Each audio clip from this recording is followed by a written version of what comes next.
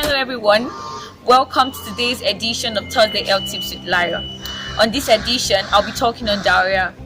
Diarrhea is a condition characterized by frequent loose and watery stools.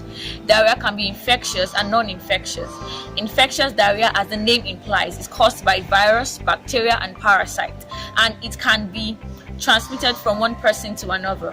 The non-infectious diarrhea cannot be transmitted from one person to another, and it is caused by toxins. Diarrhea can be mild or severe, and the major difference between mild or severe diarrhea is that in severe diarrhea there are traces of blood or pus found in the stool. Diarrhea can cause dehydration.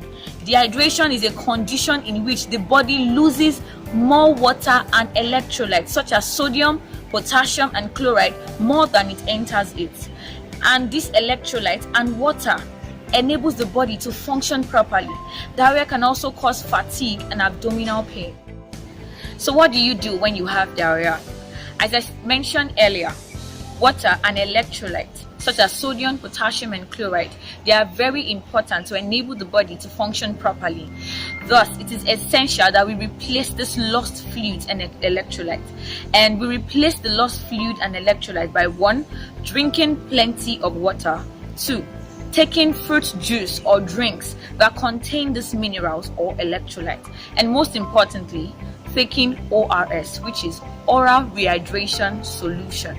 Now, how do you prepare oral rehydration solution in your home in emergency situations? 1. You take 6 level teaspoons of sugar, half teaspoon of salt, and you mix them in 1 liter of clean water.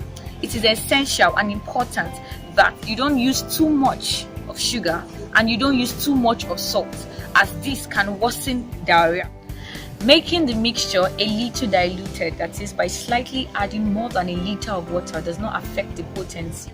Get the right medication at the pharmacy in cases of infectious diarrhea.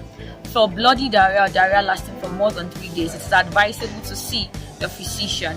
It is also advisable to eat soft and bland foods such as banana, boiled potatoes, and avoid foods that make you uncomfortable. So, there are certain foods to avoid when you have diarrhea, as this can make the diarrhea worse. Examples of such kind of foods include 1. Drinks that contains caffeine, such as coffee.